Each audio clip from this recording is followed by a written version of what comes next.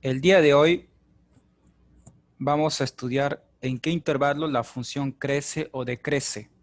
En la primera parte de la materia, nosotros lo resolvíamos graficando las funciones. Ahora vamos a hacer uso de las derivadas para encontrar el intervalo de crecimiento y de decrecimiento de una función, y también para encontrar el máximo y mínimo relativo. Vamos a comenzar con un ejercicio de la guía. Vamos a resolver el ejercicio 12D.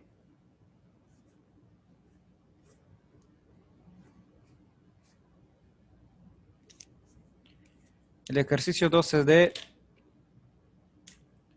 es el siguiente.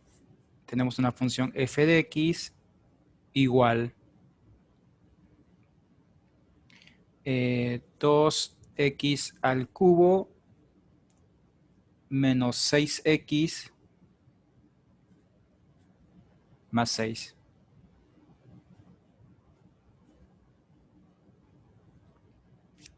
Es el ejercicio 12D de la guía 5.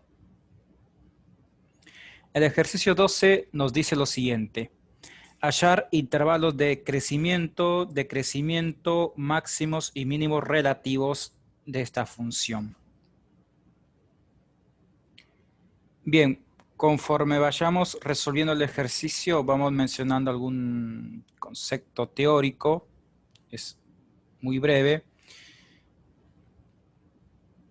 Bien, tenemos esta función polinómica de grado 3. Si nosotros queremos encontrar el intervalo donde crece y decrece esta función, y aparte de eso querés encontrar también el máximo y mínimo relativo, vas a hacer uso de las derivadas. Primero, encontrás el dominio de esta función polinómica. ¿Cuál es el dominio de esta función polinómica? Nosotros sabemos que son todos los reales. Esto lo sabemos por la primera parte de la materia, ¿sí? Recuerden que el dominio de una función polinómica siempre son todos los reales. Bien, ahora encontrás la derivada de esta función. Vamos a derivar. Acá vos tenés una resta y una suma. Entonces vas a utilizar la regla de la suma y la regla de la resta al mismo instante, ¿sí? ¿Qué nos dice? Derivás cada término y lo restás o sumás respectivamente. La derivada de 2x al cubo, observa que acá vos tenés una derivada por tabla. Esto es 2 por 3 por, al exponente le restás una unidad y nos queda x al cuadrado. Menos, fíjate que acá vos tenés 6 por x. La derivada de k por x, recuerden que era k. Es decir, la derivada de 6x es 6. La derivada de 6 es 0. Entonces no lo escribís. Esto es f' igual. Multiplicás, resulta 6. Listo. Hemos encontrado la primera derivada. Ahora calculás el dominio de la derivada. El dominio de f' también son todos los reales. Únicamente calculamos las derivadas para ver que todo esté en orden, ¿sí?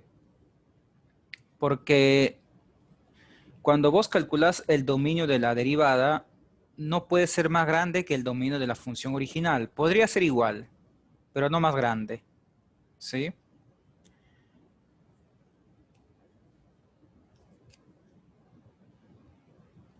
Bien. Ahora, la primera derivada lo vas a igualar a 0.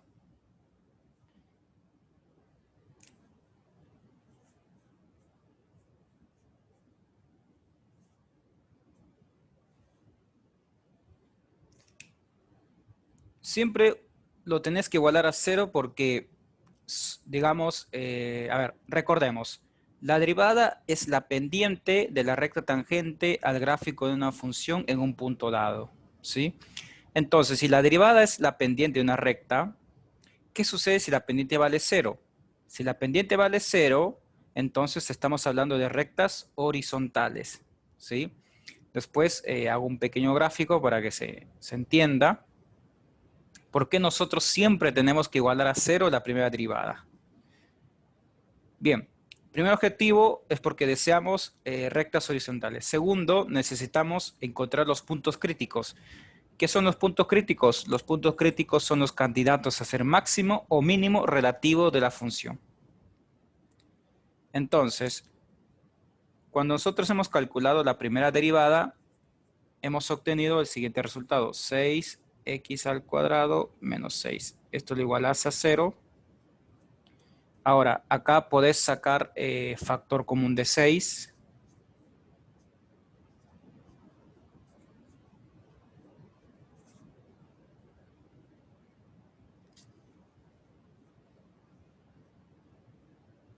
El 6 lo pasás a dividir y nos queda x al cuadrado menos 1 igual a 6. Recuerden que si vos acá tenés constante, lo podés pasar a dividir. Si fuera una variable, eso no lo podés pasar a dividir. Suponete que en vez de 6 te hubiera quedado fuera un x. X no lo podés pasar a dividir, ¿sí? Únicamente pasás a dividir las constantes. Bien, nos ha resultado x al cuadrado menos 1. Acá ustedes lo pueden resolver de varias formas. La primera, si querés, podés utilizar la resolvente y encontrar las dos raíces. La segunda, lo llevas a forma factorizada, este polinomio. Y la tercera es despejando x. Yo voy a optar por la tercera opción, ¿sí? Ya depende de cada uno de ustedes cómo prefieran trabajar.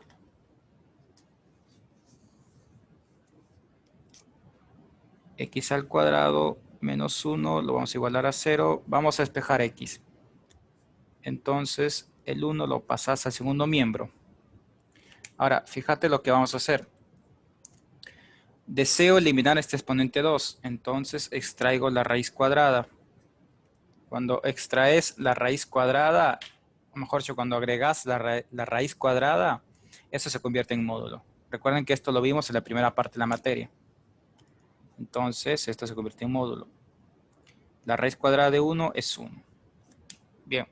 Entonces, por definición de módulo, ¿qué nos queda?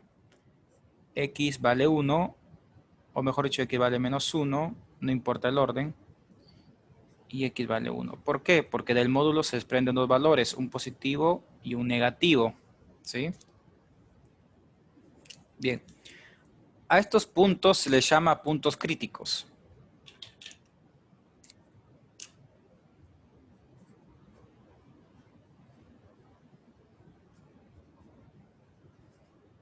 Candidatos a ser máximos y mínimos. Cuando vos encontrás los puntos críticos, no sabes cuál de estos dos es máximo y cuál es mínimo. O podría ocurrir que los dos sean máximos o los dos sean mínimos. ¿Sí? Bien.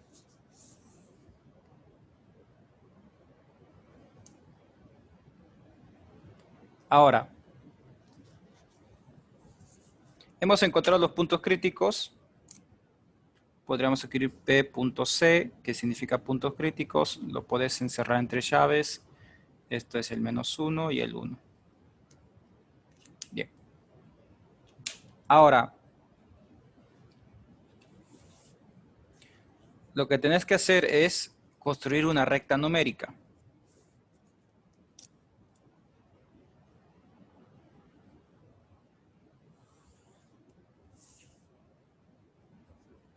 Más infinito, menos infinito. En esta recta numérica, ustedes van a agregar los puntos críticos, ¿sí? Por ejemplo, el menos 1 podría estar ubicado por acá aproximadamente. Y el 1 por acá.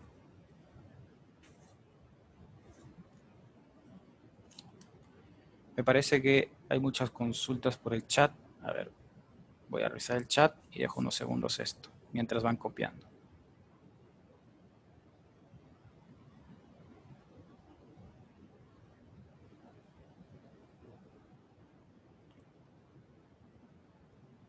Ok, Julieta, no hay problema. A ver, veamos a la siguiente consulta.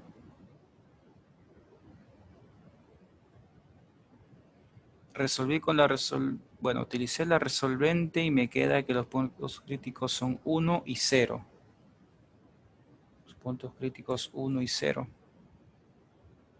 No, en todo caso tendrías un error, ¿sí? Porque los puntos críticos tendrían que ser menos 1 y 1. Si algún otro alumno resolvió este ejercicio, ¿sí?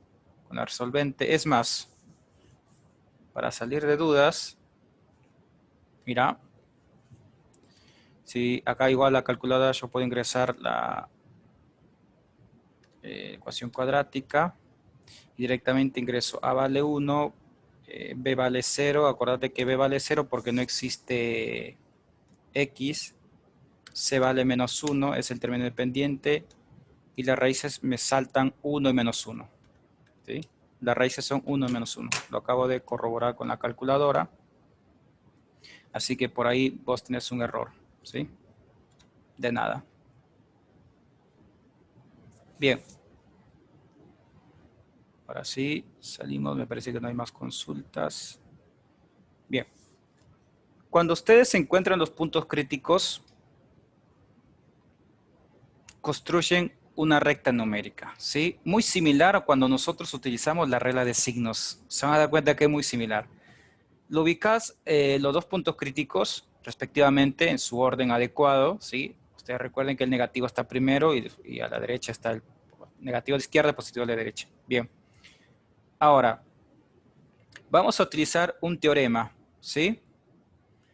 Vamos a utilizar el teorema de Bolzano. Lo voy a escribir acá. Vamos a hacer uso de el teorema de Bolzano.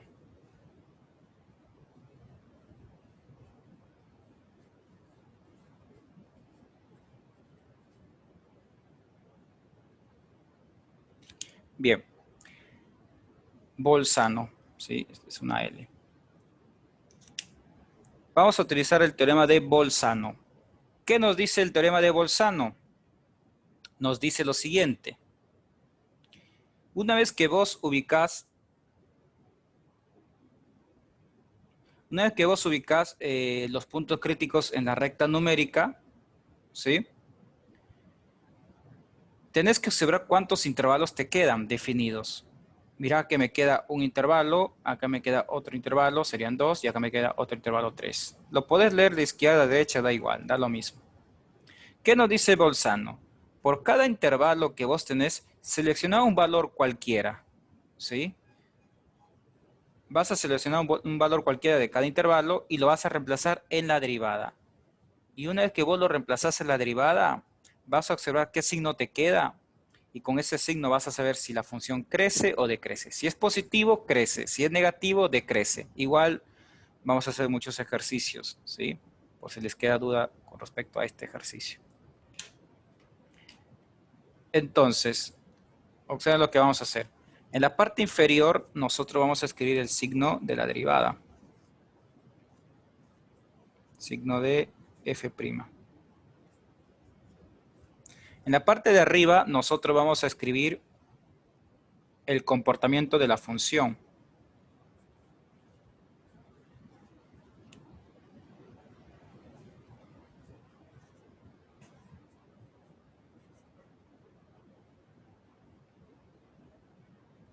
En la parte inferior, vuelvo a repetir, vas a ubicar el signo de la derivada y en la parte superior vas a ubicar el comportamiento de f, es decir, de la función original.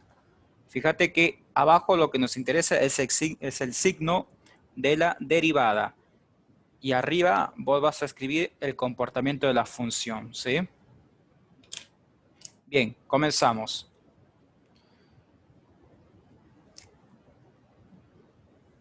Vamos a buscar un valor de este intervalo. Puedes empezar por cualquiera, ¿sí? Depende de cada uno de ustedes. De 1 a más infinito, un valor, pero que no sea el punto crítico, porque si vos utilizas el punto crítico, te va a dar 0 en la derivada. Y el 0 no tiene signo. Por esa razón. Siempre vas a seleccionar el más fácil. Entonces voy a seleccionar el valor de 2. Y este valor que está acá, o sea, que nosotros hemos seleccionado que es el valor de 2, lo reemplazás en la primera derivada. Te recomiendo en esta, ¿sí? Antes de ver igualado a 0 y todo lo demás. Entonces, reemplazas, esto es 6 por 2 al cuadrado menos 6. Bien.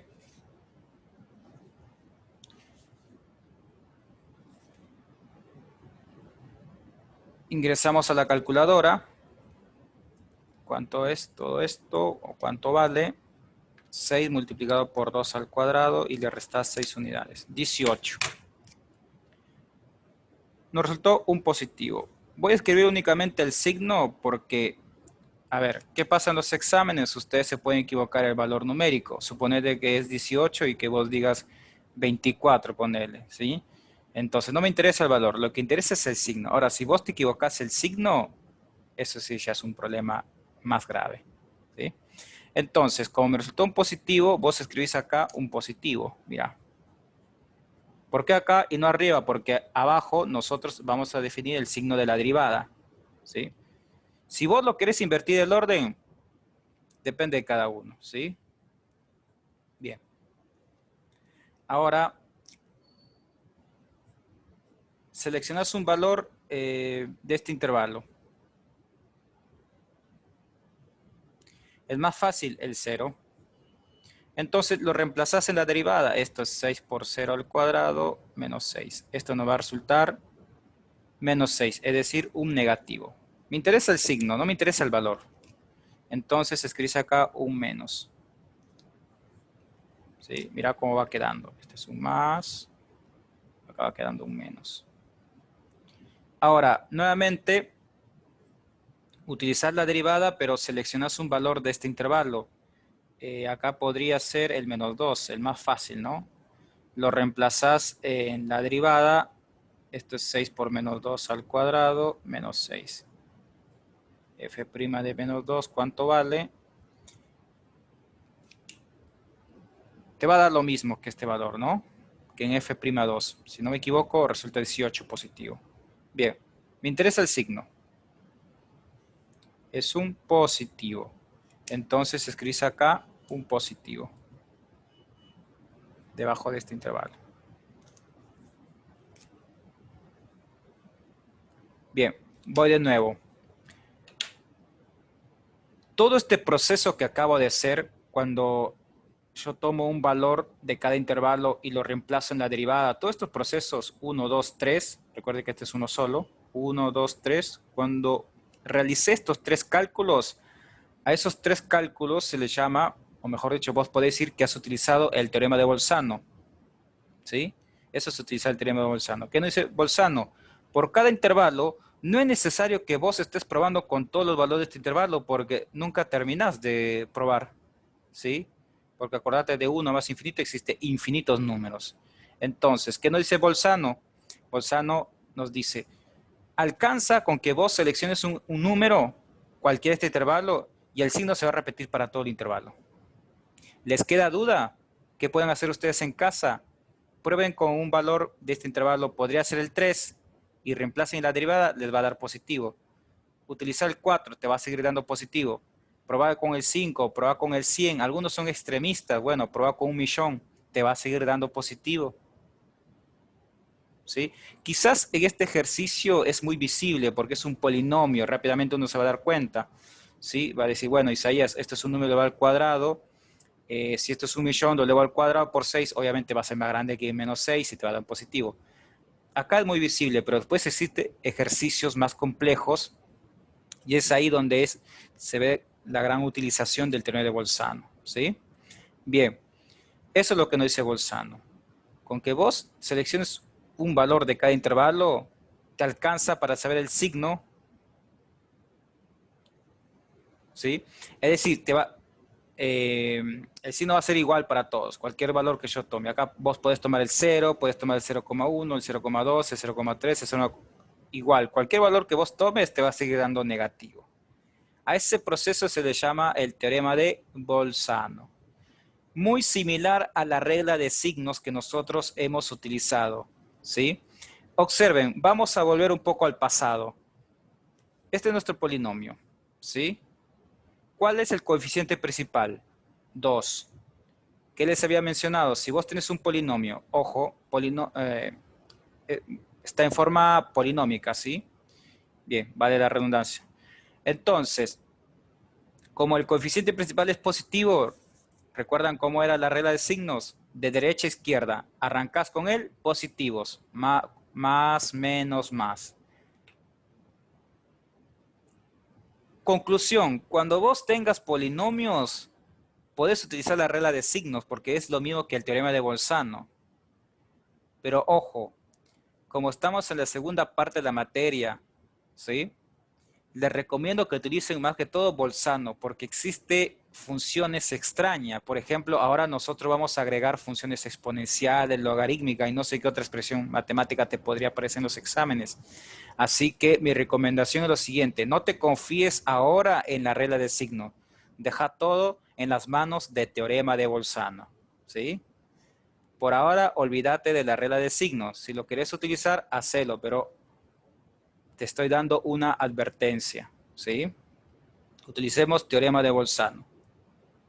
Bien, ahora, si en este intervalo el signo de la derivada es positivo, ¿qué nos dice con respecto a la función? En este intervalo el comportamiento de la función es creciente. Entonces, graficas una flecha de esta forma. Ahora, de menos 1 a 1, el signo de la primera derivada es negativo, entonces el comportamiento de la función decrece. Esta flecha es únicamente orientaciones, ¿sí? Ahora, de 1 más infinito me resultó positivo, entonces la función crece. Observen la relación que existe entre el signo de la derivada y el comportamiento de la función, ¿sí? Bien, vuelvo a repetir, si el intervalo es positivo, es decir, el signo de la derivada es positivo, crece. Caso contrario, decrece. Y haces esta flecha como para una orientación. ¿Qué nos está informando estos puntos críticos? O mejor dicho, gracias a la utilización del teorema de Bolzano, nos informa lo siguiente, que la función en el punto menos 1 alcanza un máximo. Voy a escribir una m mayúscula de máximo. En 1 alcanza un mínimo. Voy a escribir una m minúscula. Bien. Esto es un poco por lógica, pero igual lo voy a mencionar. El menos 1, ¿por qué es un máximo? Porque fíjate qué ocurre antes. Crece. ¿Y después qué ocurre? La función, mira, crece y se detiene en menos 1. Después de menos 1, ¿qué ocurre? Baja. Entonces, por lógica, este menos 1, ¿qué es? Un máximo, porque estuvo creciendo y luego decrece. Ahora, fíjate que desde menos 1 hasta 1, la función estaba decreciendo. Y cuando llega a 1, ¿qué ocurre? La función vuelve a crecer. Entonces, ¿el 1 qué es? ¿Un máximo o un mínimo, por lógica? Es un mínimo, ¿sí? De ahora en adelante, cuando ustedes observen que yo escribo una M mayúscula, es porque es el máximo. Cuando yo escriba un M minúscula, es porque es el mínimo, ¿sí? De esa manera nos entendemos. Si vos los querés escribir arriba máximo, todo completo abajo mínimo, no hay problema. Bien, mientras van escribiendo y si tienen alguna consulta lo pueden hacer, porque dado que es algo nuevo, me parece que hay una consulta por el chat, vamos a ver. No me quedó claro por qué solo pasa el 6 para el otro término en 6x al cuadrado menos 6. A ver, veamos. Esto es con respecto a la primera parte del ejercicio. Mira, lo que yo hice fue lo siguiente. Una vez que calculé la derivada, ¿sí, Leonel? Calculé la derivada, saqué factor común de 6. Y como saqué factor común de 6, observo que este número que está acá, este 6, bueno, es una constante. Entonces el 6 lo podés pasar a dividir, ¿sí? Todos los que son constantes lo podés pasar a dividir. Conclusión, cuando vos factorizás, ¿sí? Y uno de esos dos factores, cuando vos has factorizado, es una constante, lo puedes pasar a dividir y así se reduce tu ejercicio. Bueno, ahora retiramos la hoja.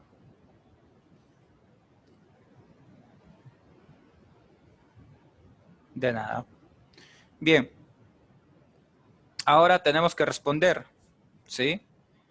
¿En qué intervalo la función crece y decrece o dónde alcanza un máximo o mínimo? Bueno, igual lo he escrito en la recta, pero lo voy a mencionar. Vamos con las respuestas.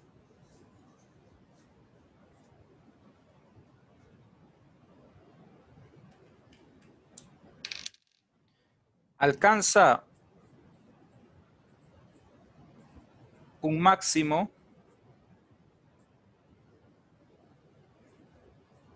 en x igual a menos 1. Alcanza un mínimo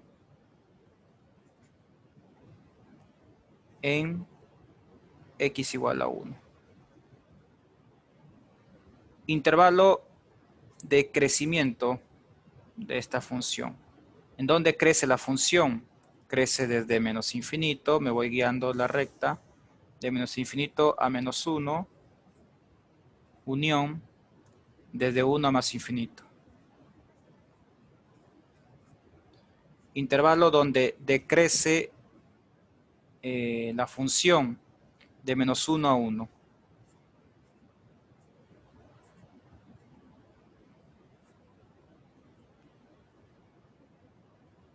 Profe, ¿Sí? una pregunta. ¿El máximo y el mínimo siempre van a ser los puntos críticos? Sí. Los puntos críticos son candidatos a ser máximo o mínimos relativos de la función. Ok, gracias.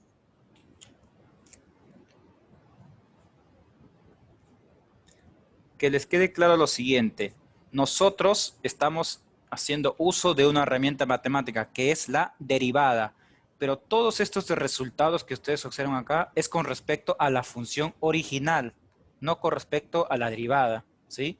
Todo es con respecto a la función original. Es decir, este máximo, este mínimo y este intervalo donde crece y decrece es con respecto a la función original, no es con respecto a la derivada, ¿sí?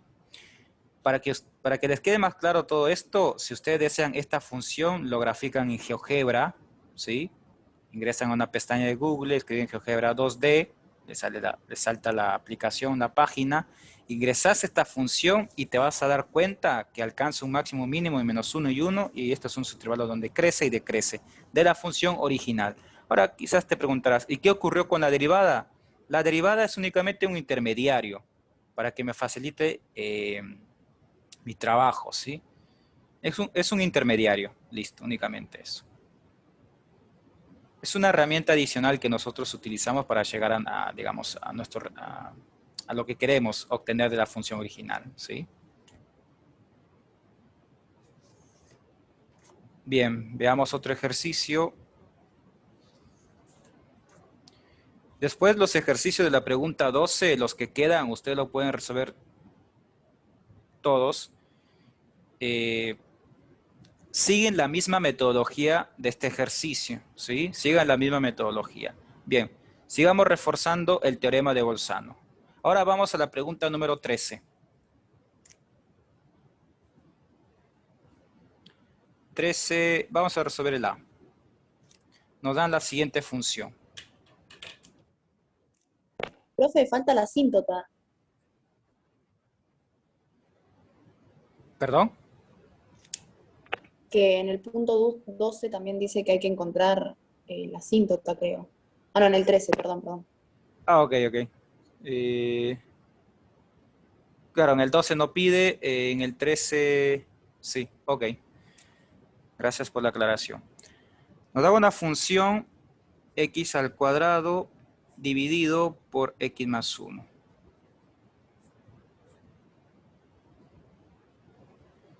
Bien.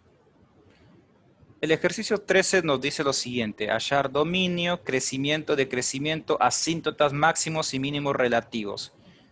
Bien.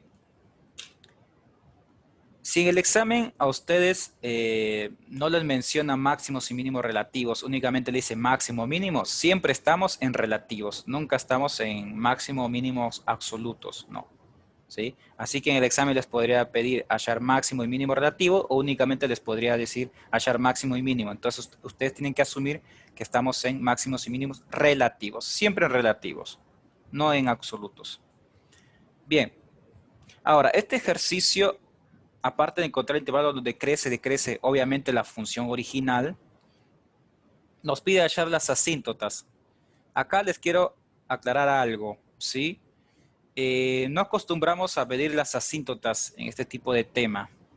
pero lo vamos a resolver en algunos ejercicios, no tenga que hacer uso de alguna herramienta matemática que no les haya explicado en la primera parte, ¿sí?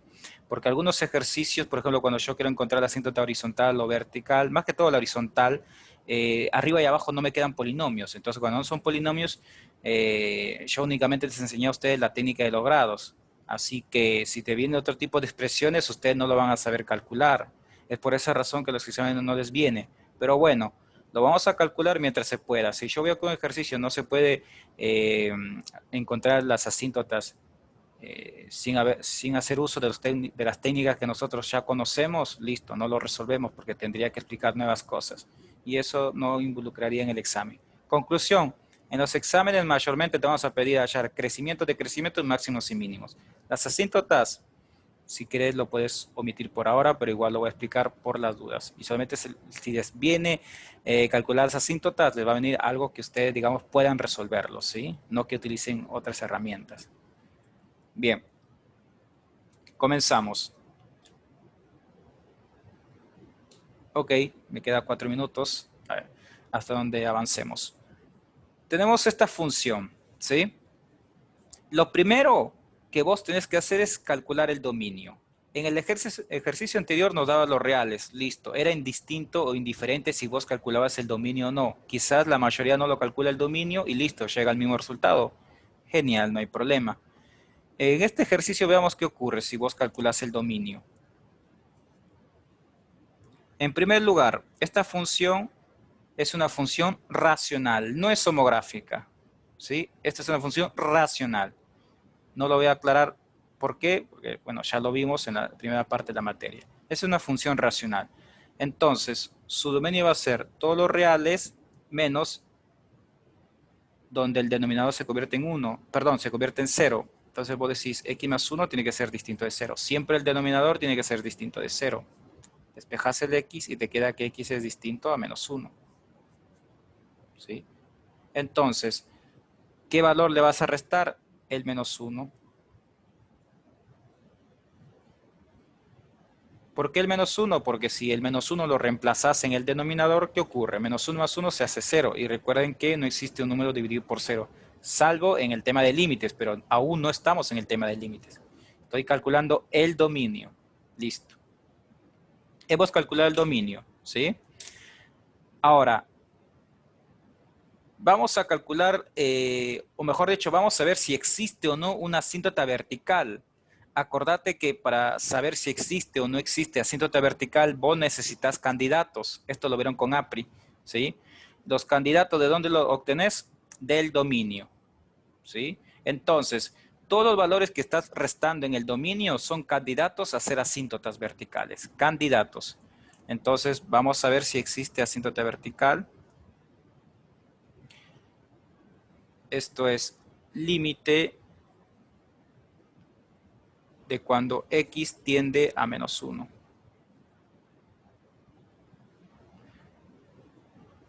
De la función racional, x al cuadrado sobre x más 1. Bien, me queda menos de un minuto, así que les envío un nuevo enlace.